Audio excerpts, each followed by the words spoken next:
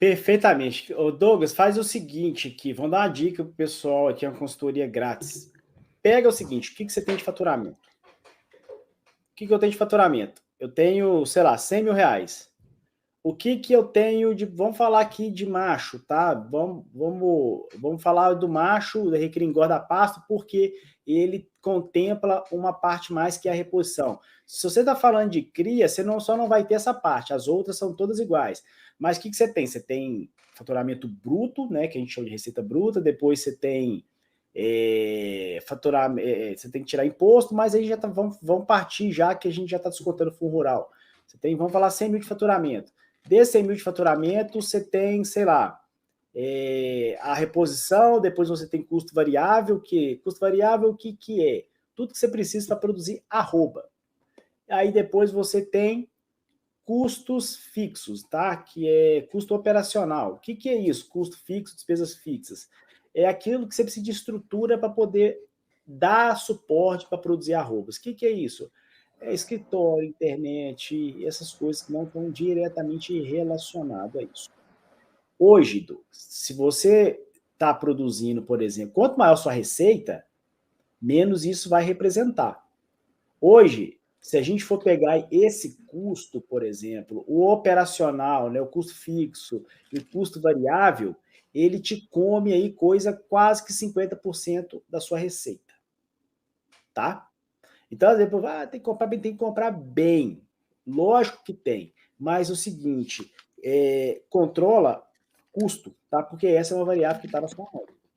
Não é falar assim, não, o Diego falou que tem que controlar custo, o Douglas também falou que tem que controlar custo, eu vou começar a dar sal branco. Não é isso que a gente está falando. É você ser eficiente, com inteligência. Né? Então, o que é fazer um manejo bem feito, ajustar tamanho de lote, ajustar área de coxo, a água tem que ser boa, tem que ter um protocolo sanitário em dia, tem que estar com a lotação ajustada, o manejo de pasto tem que estar organizado, tem que estar em dia. Mas faz essa conta para vocês verem que vocês vão entender, nossa, cara, de 100 mil aqui, 500 pau tá indo para poder pagar a despesa da fazenda. Aí você começa a falar assim, nossa senhora. Outra coisa que a gente tem que eu tento educar meus alunos e quem me segue, é que você tem que analisar o seguinte, não é porque você tem terra própria que você não vai colocar a conta de um aluguel de pasto, porque a fazenda tem gasto, tem manutenção de cerca. Não, eu vou dar sal branco, porque eu vou diminuir o custo com nutrição, só que eu vou aumentar 2 anos esse boi na minha fazenda. Meu amigo, é 2 anos ele comendo sal, é 2 anos ele gastando mão de obra, correndo o risco de perder esse bezerro, esse boi magro aí com cobra picada. Então, não é porque você tem fazenda própria que você tem que pensar, não, vou dar sal branco porque tá comendo só R$10 por mês. Não é bem assim, né, Diego? Exatamente. E o que por exemplo, quando todos os projetos que a gente trabalha, a gente ensina para todos os alunos nossos na escola, que, cara, você não pode começar o ano sem saber o que você vai fazer. Porque tu fala assim, que fazenda é sempre fazendo. Cara, fazenda é sempre fazendo, a partir do momento que você não sabe o que você precisa fazer, aí vira infinito. Se você não tiver como é que eu posso falar, uma ponte entre um orçamento operacional, tá, com o financeiro, cara, o operacional só fica mandando boleto pro financeiro pagar, boleto, na hora que você vê, tá comendo 60% da sua receita. Então, assim, voltando a isso, né? Se você tá, por exemplo, trabalhando aí com, sei lá, seja que for, cria, recria, engorda, não importa. Você vai falar assim, pô, mas aí eu vou baixar custo, vou parar de vou dar sal branco.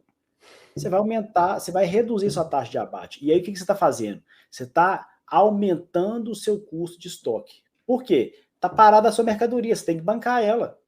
Sua mercadoria, ela tem que desovar. Ela tem que desovar, tem que desovar, tem que desovar. E para fazer isso, não necessariamente você precisa, por exemplo, de injetar dinheiro. Não, tem que jogar, tem que jogar, tem que jogar. Não, você precisa fazer bem feito aquilo que você se propôs a fazer. Que é manejar pasto, né? E a gente vê, manejar pasto. Cara, mas o que é manejar pasto? O que é manejar pasto? Como é que maneja pasto? Como é que eu sei como é que eu sei para saber quantas cabeças com o racional por trás, quantas cabeças que cabem nesse pasto? Qual que é o racional que eu uso para saber? É o seguinte, essa fazenda, ela comporta quantos animais? Essa fazenda, qual que é o racional que está por trás, por exemplo, de, tem que produzir tantas arrobas essa fazenda por ano? Então, isso começa, às vezes, a gente despertar para algumas coisas que às vezes a gente está passando por cima todo dia e você não está percebendo, e às vezes é aquilo ali que está te matando. E outra coisa a gente tem que ver também, né? Esse ano é um ano complicado, é um ano muito complicado para a pecuária, para o agricultor, né? Não é só boi que está sofrendo, não. Soja está ladeira abaixo, milho ladeira abaixo. Só que é um ano de oportunidade também, né, Diegão? Porque da onde você saiu do ano passado, em menos de 12 meses, vamos colocar maio, junho do ano passado, vê quando estava um bezerro. Então, se você se planejou, tem pasto agora sobrando, você tem pasto, porque você fez você vendeu pastagem para seca, e você vendeu esse boi no começo do ano, não vai vender agora, 240, não tem problema. Mas se você tem um planejamento, você fez um diferimento de pastagem, você está com pasto sobrando para seca e tem dinheiro no bolso, esse é o melhor ano para você. Esse é o melhor ano para você, porque você vai conseguir fazer uma reposição muito barata. Eu vi no começo do ano vaca parida sendo vendida a 3.200. Vaca parida. Aqui, se você oferecer vaca parida para os outros aqui na rua, é perigoso você apanhar, ué. Ninguém quer. E abaixou mais ainda, né? Baixou mais ainda, baixou mais ainda. E agora o bicho vai pegar em agosto, mesmo hora que o verãozão pegar com força mesmo. Você vai ver o que vai acontecer. Então, exatamente, a gente tem que parar de ficar olhando o problema e começar a focar na solução. Por quê? A seca não se planeja na seca. A seca se planeja nas águas. Perfeito. Novembro, a hora que começar a chover, você já começa a planejar Perfeito. o que você vai fazer na seca do ano que vem. Você precisa de pasto. Porque Perfeito. ano que vem vai ter seca. Tem duas coisas que a gente tem certeza nesse mundo. É o ciclo pecuário e seca. A gente só não sabe prever quando que vem exatamente. Vai ser dia tal começa a seca. Não, a gente não sabe quando que vai acabar. A gente tem uma estimativa. Ó, final de maio costuma parar de chover aqui na região. Ó, a cada 5, 6 anos dá uma mudada de ciclo pecuário. Então, é procurar se planejar, porque seca e ciclo pecuário sempre vai ter. E agora, ô Diegão, o que você tem dado de conselho, de instrução para os seus clientes para proteger dessa queda da arroba do boi gordo?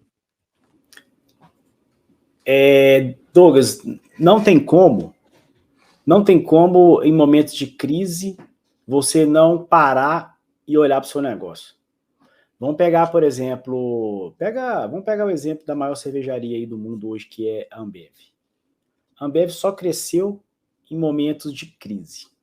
Pode olhar que as principais aquisições, a Ambev comprou a Antártica estava uma operação depreciada, comprou uma cervejaria colombiana que estava também depreciada. Por quê? Porque os caras viam uma oportunidade de mercado, via uma operação que estava ineficiente, que com o choque de gestão eles conseguiriam organizar aquilo e fazer com que fosse uma coisa rentável.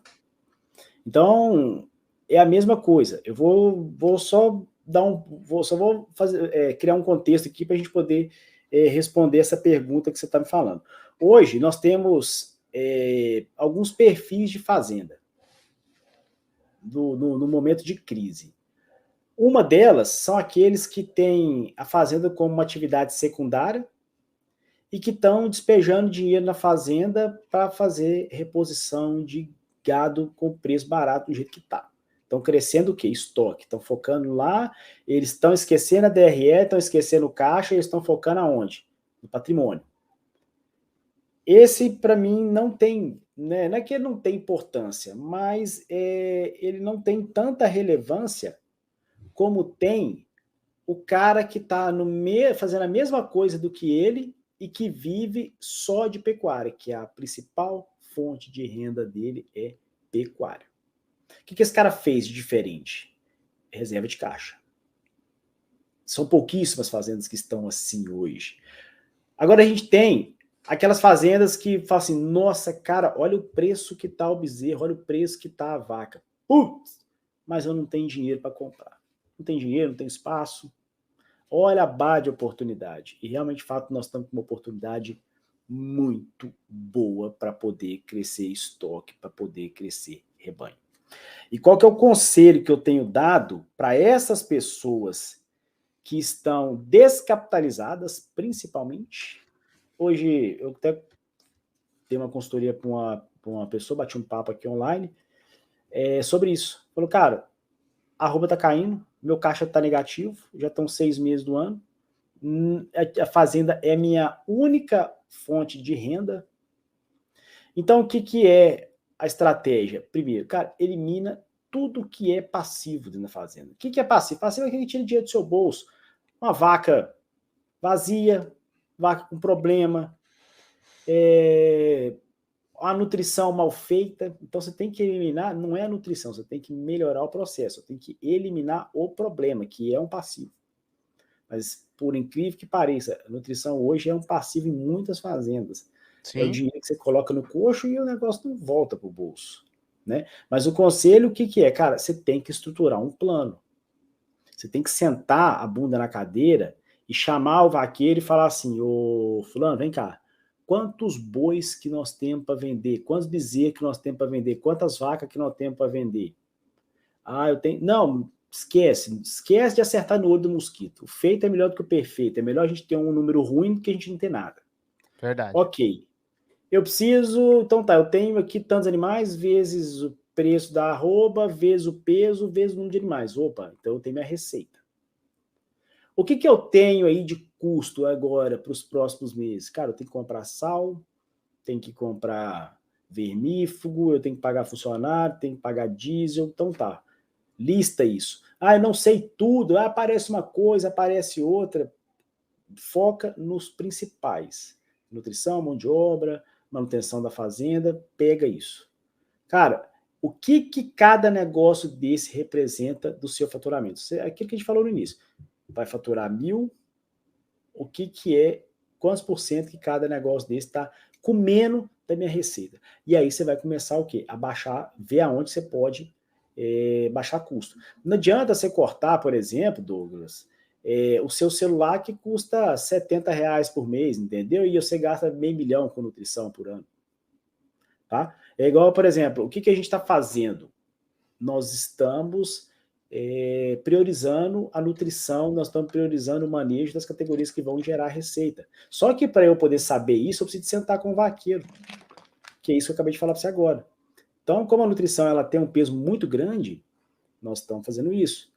Outra coisa, reposição. Reposição, peraí, cara, como é que a gente consegue comprar melhor, sem abrir mão de qualidade? Então... O que o pessoal...